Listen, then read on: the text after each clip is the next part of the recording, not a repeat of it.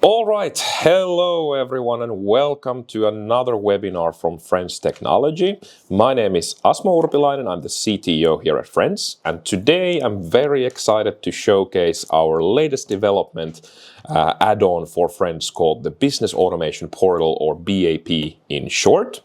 And basically what I want to cover today is a little bit of the overall use cases, architecture, and I guess the ways of working with the Business Automation Portal using a little bit of slides, but then jump into an actual practical demo showing the portal in action and showing how it can make your lives easier in managing and developing and deploying integrations utilizing the Frends platform.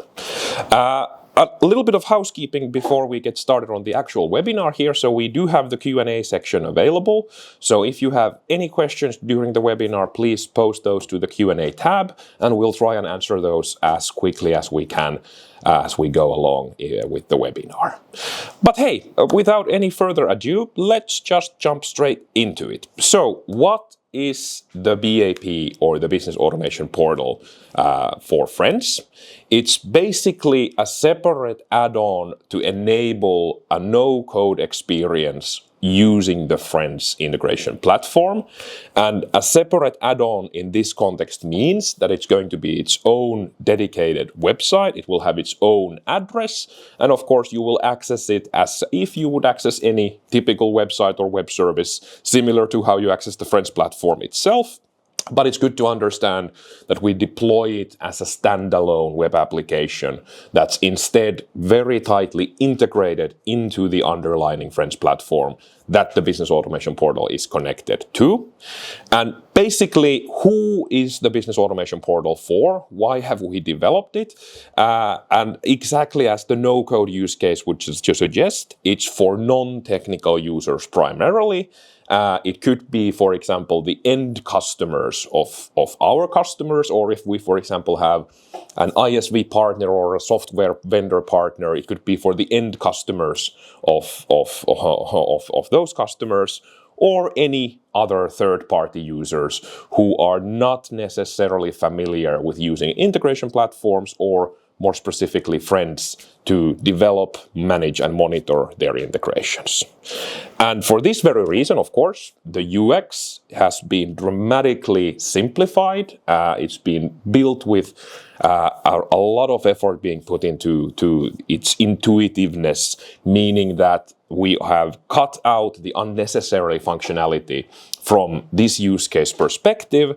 And of course, that means that even a completely non-technical person or someone who is not at all familiar with Frends should be able to jump straight into the Business Automation Portal, start creating integrations, and start operating and managing them.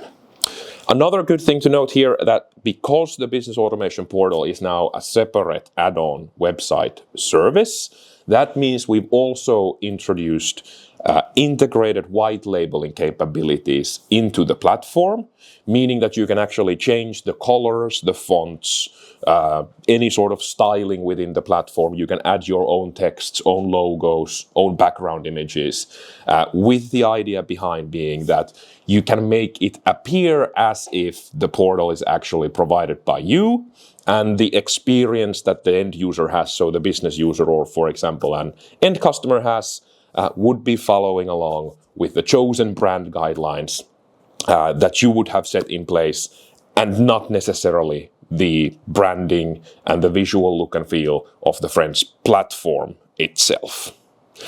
And of course, if we think a little bit about like what would be now the main use cases for this Business Automation Portal, one very important use case for us would be to enable this integration shop ideology for either internal or external use cases. So what this means is that we can actually publish these templates into our Business Automation Portal, effectively creating a marketplace within the BAP, allowing the users or the business users to find specific integration use cases or specific templates and take those into use by a means of self-service functionality on the portal itself. But another very important, let's say, use case we want to also enable here is to retain these kind of governance features of an iPaaS and the kind of excellent monitoring capabilities and the transparency the Frends platform itself provides, whilst bringing in this no-code experience, this simplified UX. So another key use case we really want to enable is that within a business or even for third parties, you can actually publish normal integrations from the Frends platform to be available for monitoring and governance and management in the Business Automation Portal. And this results in a quite nice balance of power between, let's say, IT or whoever is actually developing the solutions, the technical solutions underneath, and the part of the organization who is then owning those solutions. So typically these would be some sort of a business user or a business area. So the business can actually use, see, and understand what's happening through the BAP, whilst, for example, then IT or developers can then actually work on the solutions on the Frends platform itself. One key thing I'll really mention here before we move a bit into the architecture of the platform is that we have built the BAP using this MACH or MACH architectural principles, meaning that it's all built on top of APIs the Frends platform itself publishes, which means that if you want to extend the functionality of the BAP or customize it somehow or even build your own entirely from scratch, that's something you can do with the architectural approach we've chosen here. Good. So now that we understand a little bit on what the BAP is, who is it meant for, and what are we planning to solve from a high-level perspective, a little bit of a detour into how does it now actually work. So I mentioned previously a little bit something about templates already, but the basically 1, 2, 3, 4 steps you need to take in order to actually start using the BAP are as follows, where we now have the actual Frends iPaaS platform, where we of course have a Frends developer who can now either create an integration template from an existing integration process, or of course they can pick from the library of pre-built templates we are already providing, or they can, for example, customize an existing template to be something to be utilized within the BAP. So once the developer is happy with an integration template they have now developed, packaged, and published on the Frends platform, we can push it to the BAP, where we then, of course, have someone administrating the BAP portal itself, and we are calling that person BAP admin in this picture and this architectural slide. So the BAP admin now has access to all of the different integrations and templates the normal developers on the Frends platform have built and have packaged and have published for the BAP. So now the BAP admin can basically decide which users or which end user organizations now have access to which integrations and which templates. So the admin is setting the limits and the rules on who using the BAP is basically allowed to do what. And finally, once those rules have been set in place, of course, then we hand the BAP over to whomever is our target end user group, be it third-party end users or internal business users or whoever, and those business users, those end users will now find the templates, find the integrations that have been allowed for them by the BAP admin. They can start taking those into use, monitor them, perhaps rerunning failed integrations, etc., etc. Great. So a few words maybe about the architecture of the BAP for those who are more technically interested on how all of this is achieved. So if we think about from a functionality perspective, so what can you actually do in the BAP? Of course, you have for the BAP end user, we just covered login and registration functionality. There's the discovery of those integrations and templates.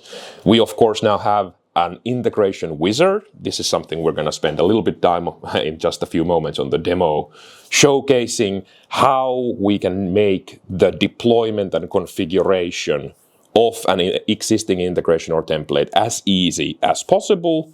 And of course, the BAP user can then monitor and manage integrations they have chosen to build or deploy through the integration wizard.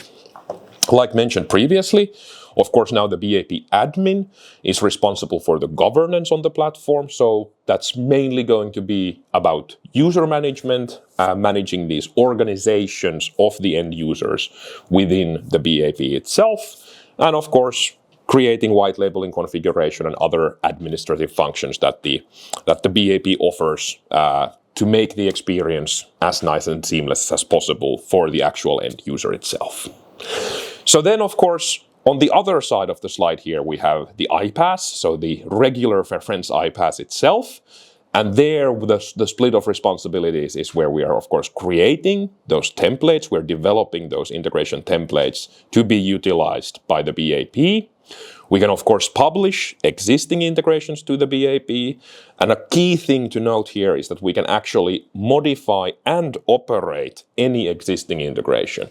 So what this means is that even if we have, let's say, several business users using the BAP to gain visibility into the execution of specific integration flows, if we have a developer who now implements some sort of a change to that integration flow, or perhaps fixes an error, all of that is reflected in real time to the BAP. So any change on the Frends platform is immediately reflected on the BAP, meaning that, for example, from a business user's perspective, if there's a bug or some sort of problem in an integration, a developer can go in and fix it, and the end user or the business user simply sees the end result, which is now the changed integration where the problem has disappeared, and it all has kind of magically happened underneath the hood, so to speak, on the traditional iPaaS platform side of things.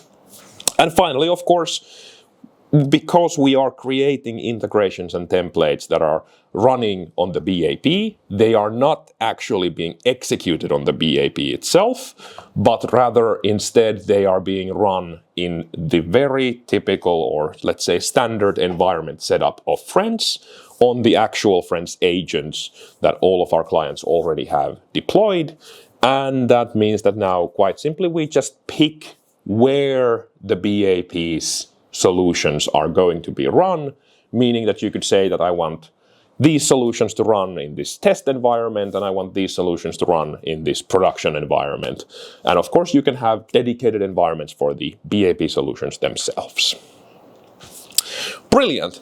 But if that's a little bit of a brief on how the BAP actually works, on high level what the functionality offered is, let's just jump straight into the BAP to have a look on how the platform or how the BAP works.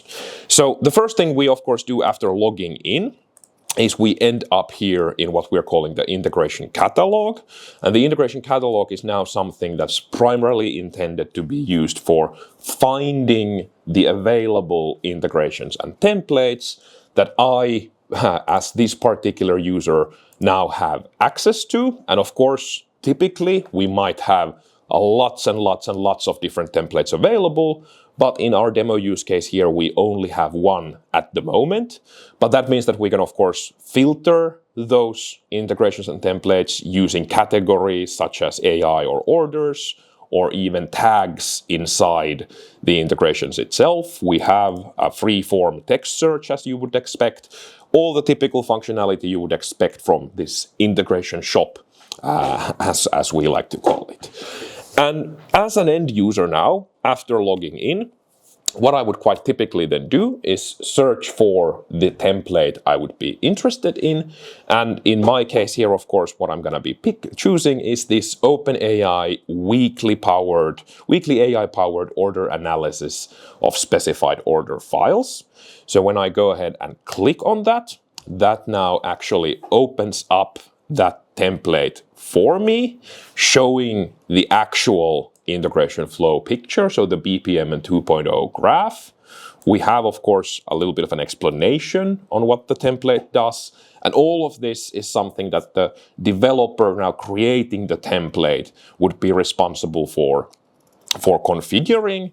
And just to sum this up quite quickly, what this particular integration template does is that we can either run it manually or on the first day of every month. And what are we actually doing is that we are finding order files from a directory specified by the user, so that would be me in this case. And basically we are then feeding each of those order files to an OpenAI ChatGPT large language model to analyze the order files. And finally, we are then analyzing all the analyses produced by the previous step here. So we're kind of using AI as this meta-analysis tool where we first analyze a bunch of files, and then based on those analyses, we do a meta-analysis of all the files being processed. And that then is sent, or then we're of course sending a report on the analysis produced to the chosen email by the user. So in this case, of course, that would be my email address. You, of course, as a user, you can zoom in, you can look at the solution, you can kind of understand what it's doing. We can, of course, review the change log where we can see the different steps and changes introduced into this particular template. But by far the most interesting and important part is now to start the integration onboarding wizard. So if we now select that, we are transferred to what we are calling like the setup wizard, like I mentioned, where first I will need to provide some sort of a name for my integration. So in this case, I'll just quite simply call this Osmo's Weekly AI-powered order analysis report. And this name is now something that, because this template or the wizard will actually create an integration process on the Frends platform itself, you should pay at least a little bit of extra attention on what you name your solutions here on the BAP in order for everything to remain nicely governable. In addition to the name of the integration, we need to provide variables, and of course the variables are now changing depending on the template and the integration we would be using. So in this particular case, what I'm providing for the template, for the integration, is now the recipient email address where the order file analysis will be sent. So that would be my email address in this case. And now I need to specify what is the directory or the file share, or let's say the online storage account, where we want to look for those particular order files. And of course, I need to also provide a search pattern saying that which files I should now be processing utilizing this integration. And in this case, we have pre-configured values that the developer has kindly set for us for this Frends shared data directory, as well as for the search pattern. So if I would be happy with my configuration in this case, I would quite typically go ahead and click continue, which takes us to the second step in the wizard, where we can now again even modify the directory and the search pattern values, but the email address has now been locked in. And all of this is something that the developer of the template controls when they are packaging and creating the template from the integration process on the Frends platform side of things. And a very important key step here is that now using the configuration I provided in the previous step and in here, I can actually execute a trial run. So I can now actually deploy a copy of this integration to the test environment in the backend Frends that is associated with this BAP. And I can actually get the end result of that. So I can see, did it work? Is the state finished, or is the state, for example, exception if the integration had failed? And just to look at this in a little bit more detail, so we can actually run a second run here as well, or maybe we can even do a third one. And if we jump over to the actual Frends platform where we can see the same order analysis and weekly summary to email. So this is the actual solution where the integration template is now based on. And if I actually go ahead and look at the test environment here, we can now see that Osmo's weekly AI-powered order analysis report is actually now deployed to the cloud test environment. And basically all the runs we did here on the business application portal side. So if I do one more execute trial run, we can see that that's actually now being run directly here on the Frends platform, meaning that we of course have, from the Frends perspective, all of the normal monitoring and, let's say, governance features available, because it's a tight integration now between the BAP and the Frends platform itself. But in this case, I would, for example, see that, hey, the state is successful, my configuration is successful. That would mean that I can actually now continue. And typically, of course, if you had provided an incorrect configuration, so for example, you might have provided a directory which doesn't exist where we would be looking for files, that would have produced an error where we would have been able to see an understandable version of that error here on the BAP user interface. But in this case, everything went exactly as expected, so it was a success.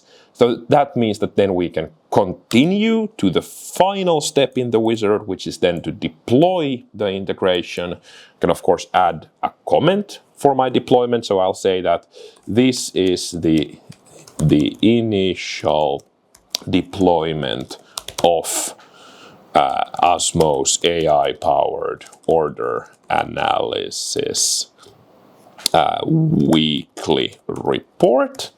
And once I go and click deploy to use, we can actually jump back to the Frends platform. And if we go to the production environment, so I'll actually filter our processes here. So if we, from the test environment now, go and have a look at the production environment, we can see that there are no solutions yet running in the production. But once I go into the BAP and finish the integration wizard by clicking deploy to use, that means that the process has now actually magically been behind the scenes deployed into the production environment. And here we can actually see it's up and running. The schedule is active. It's basically ready to go from that perspective. And that means that now, of course, I also have my first integration in the My Integrations view, where we now took our OpenAI template and run through the configuration process and ended up with the My Integration page having now an entity for the new integration we created. And of course, there are still 0 executions, but I can, of course, do a manual run. So say that, hey, I want to now execute this integration once, and there off it goes. And again, we can have a look and see that, hey, the integration is actually now running on the production environment in the actual backend Frends, where we can see the order files now actually nicely being processed and the analysis being done. And of course, we are producing that nice analysis year by year and week by week for the order files we would now be processing using that AI.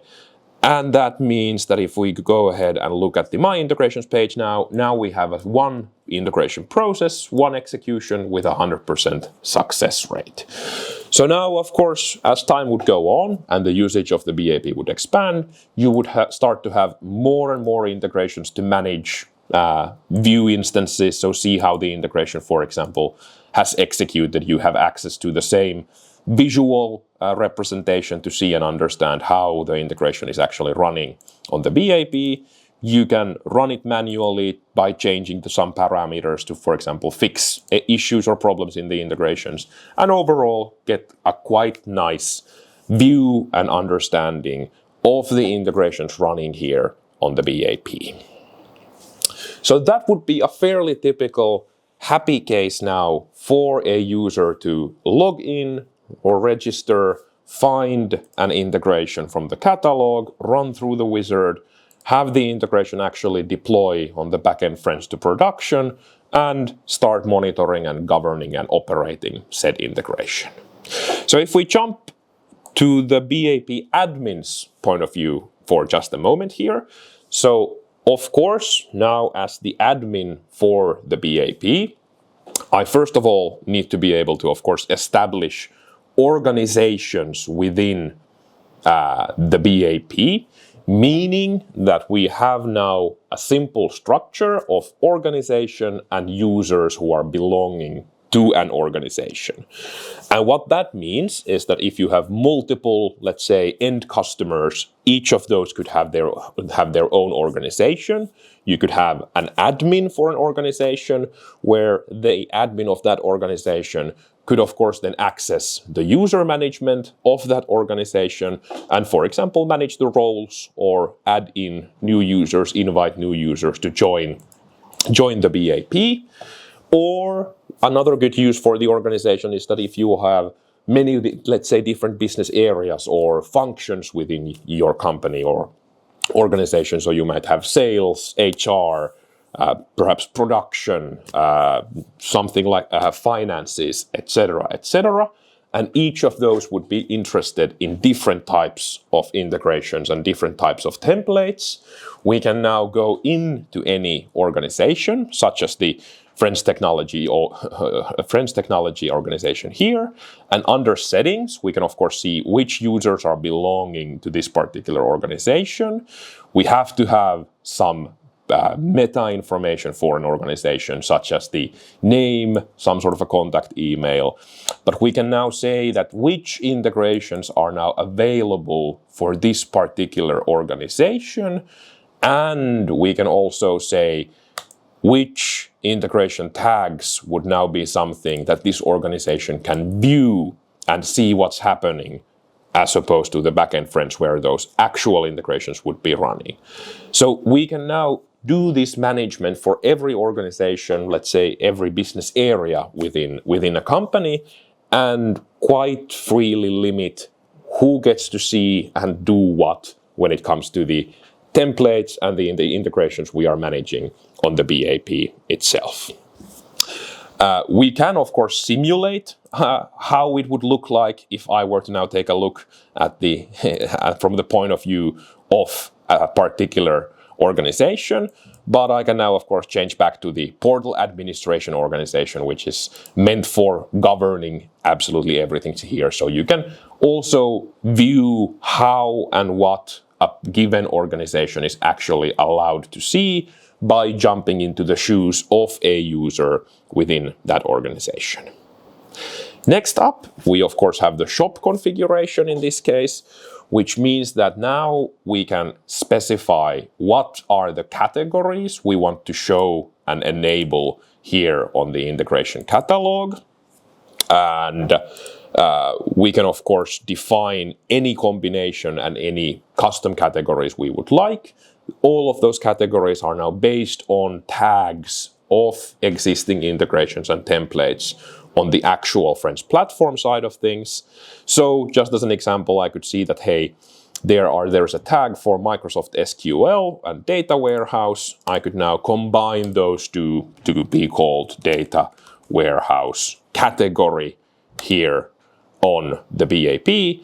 And I can see that there are two integrations matching that tag. And of course, if we jump back to the Frends Technology organization, we can still only see the single Osmos Weekly AI-powered order analysis. But if we go back and now adjust the settings saying that this organization, so the organization I belong to, can actually also see integrations with the Microsoft SQL tag and the data warehouse tag. And if I save, that means that when we go back to the integration catalog, now we suddenly have three more, or actually two more templates available for use for my particular user and my particular organization. One very important thing in the shop configuration we need to take into account is that we here also get to decide which environments are we using to test our integrations in, and where are they being deployed in the end for production usage. And these are something that are, of course, now also matching what you have configured in your Frends tenant. So you can even run these integrations in a full on-premise setup and, of course, on on-premise agents. And you don't have to be limited to the cloud, because what the cloud and the BAP offers is simply the transparency and the monitoring and the governance aspect. We can, of course, configure and see all the users. We can invite new users, govern the roles of the users. And you can see here that we do support full SSO logins for the most commonly supported OpenID Connect vendors. But we also do have a local user registration capabilities, so you can store all the users within the BAP if you don't want to use, for example, Azure Active Directory or some other third-party identity management tool. And finally, what we can then do also is configure the look and feel of the BAP, like I mentioned. So this is the white labeling part, where we can set the logo, set the icons, set different types of text throughout the BAP solution. We can upload our images for our backgrounds and landing pages. And of course, we can even inject custom CSS or custom HTML head tags if you want to run some sort of customized scripts within your BAP itself. And just to maybe showcase this, I could quickly show, and perhaps if we change the background color to be slightly darker and greener in that case, and we save, we can see the change being reflected in real time for the entire BAP. So, to sum things up here a bit, so what the BAP is, it's an easy way to now offer this integration catalog you're seeing to the non-technical users of Frends, where they can see what's available for them to take into use by themselves. There's, of course, the wizard, where they run through the guided step-by-step configuration process to get the integration basically deployed into production using that wizard as a helper. And once the integrations are up and running and they have been deployed, then, of course, they can see what's happening with the execution of each integration. They can dive into the details of each integration. And of course, they have the capability to manage the integrations, such as, for example, updating the integration, changing the variables. They can, of course, turn it off, on and off, so deactivate and activate it, and even run it manually by changing some of the input parameters of that particular integration, and get a nice overview of what's happening within this particular organization. That pretty much sums up what we wanted to cover today in this webinar. Thank you so much, and we hope to see you in the next one.